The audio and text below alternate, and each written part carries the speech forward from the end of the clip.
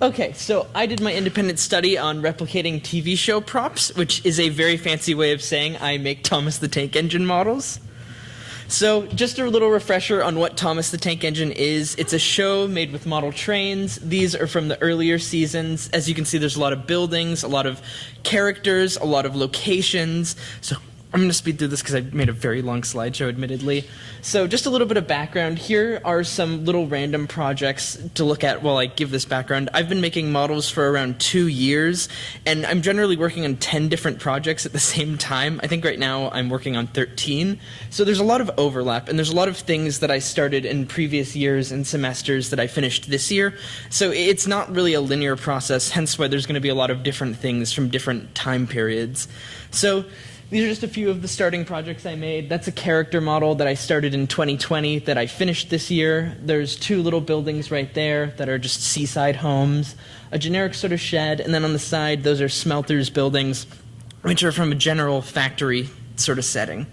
So my focus goals this semester, because the world of Thomas is so open-ended, was to hunker down on making the main cast, engines 1 through 8, which are not all pictured here, and then the narrow gauge engines, which are small little trains. I have a photo later that sort of shows what they are. They essentially run on smaller rails and are made for more accessible mountain sort of work. All these trains are based off of real-life trains, by the way. So those were sort of my main focus goals there. I also wanted to create a lot of buildings that were in the style of the narrow gauge engine's debut season, season 4. And then my mega focus goal was making the Croven's Gate yard set, which is a massive set, so big that I could not find a photo of the whole thing. So instead, here are 3 sort of disconnected photos. The sheds right there sort of go to this side, and you can kind of see the overlap. There's a yard behind the little sheds, and there's like the main work area. So here's the character model build process for how I generally make these things. I CAD design them, I 3D print them, I primer and sand them a bunch, then I spray paint them, then I hand paint the details with acrylic, add the lining and transfer, add little extra details. You can see the little things on the front. Those are called buffers and couplings. Then I add things like numbers, nameplates. Then I weather them, which is what makes them look all sort of like worn and dirty. Then I gloss them. Then I add the other little details, and then I plop a face on. So that's generally how I make character models.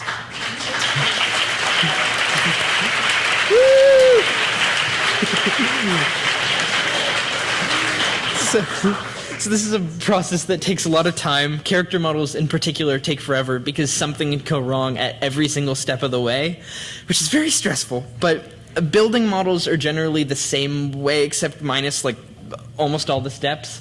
When I make a building, I CAD design it, then I print the walls, then I don't primer because I like it to feel rough, and then I spray paint it, hand paint it, spray it with matte varnish, and then I'm done. So, skipping pretty much all those steps. Something I also did this semester, which I really kind of went overboard on, was making faces. I made over 50 faces. I printed them on the school's resin printer, primered and sanded them, being very careful not to buff anything out, and I actually made the mistake of sanding down details that I thought were imperfections. So it's different for everything. Then I airbrushed them with a light gray from a paint company that is unfortunately discontinued, which is very frustrating trying to find that paint sample. Then I sort of blotchily write on the eyebrows with like an ink pen, and then I use a toothpick to refine them, and I seal those in with matte varnish. And then the way I go about painting the mouths for the faces is I'll say, okay, I want to finish this character. So then I get all the faces for that character, I paint the mouths, I spray paint that with varnish so that the chalky acrylic looks more like official, and then I pop the eyes in. The eyes are made from beads cut in half and sanded down and spray painted with primer, and the pupils are from a vinyl sticker sheet. And then, you have a finished product, like right there. I unfortunately don't have a photo of all the faces together, but I completed all 51. Here's an example of sort of like what I strive for. I am annoyingly a perfectionist when it comes to these things, which is very stressful because it's a lot of hours. Like, I'd say like this one took like 4 to 5 hours just trying to hunker it down and make it like perfect. And even then, like there's still some things about it where it's like, oh, I wish I could have made that eyebrow thicker. But, it's as close as I can get for something that's this small. I think I mentioned it earlier, but I don't know. I usually work around 8 to 11 hours on this a day. So I'm constantly building, and that's with school. If I don't have plans, of course. I just have a horrible sleep schedule. So here is sort of the main character goals I got done.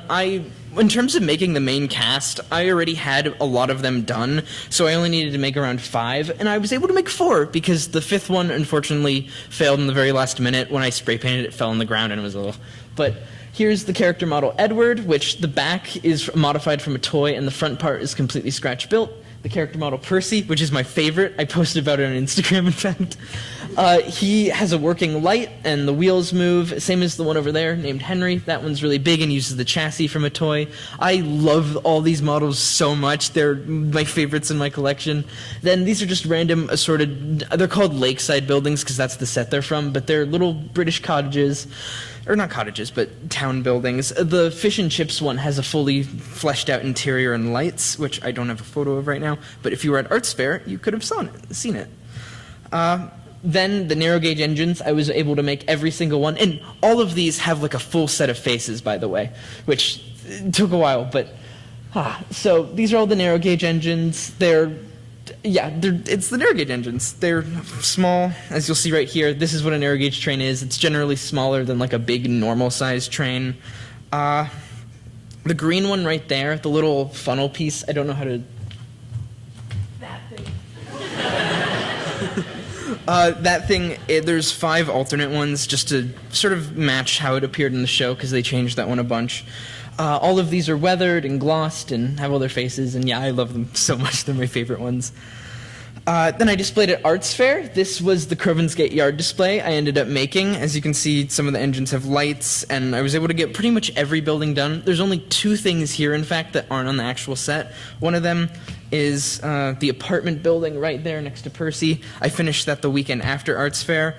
And then a shorter funnel, or not funnel, I can't think of the word for it. That giant tall thing behind the main building, the chimney. I didn't finish a smaller chimney, so I don't know. I feel like it also would have been awkward with that set, so I'm happy with not having finished that.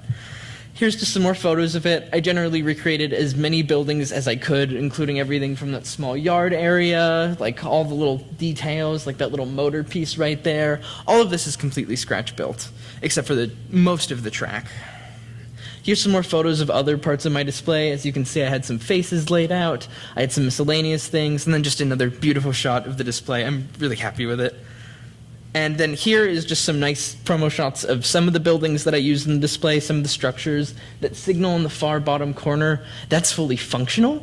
A lot of these have lights, a lot of these just have little parts, and a bunch of fun little things.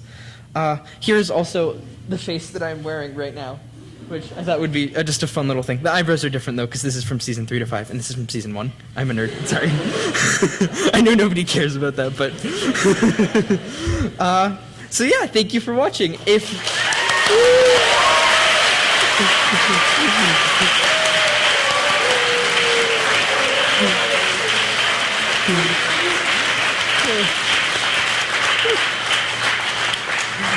you want more information, you can visit my website, thefamousaid.com. I have not updated it yet with all these beautiful photos, but I will in the next couple of weeks, so check it out if you want to. Thank you.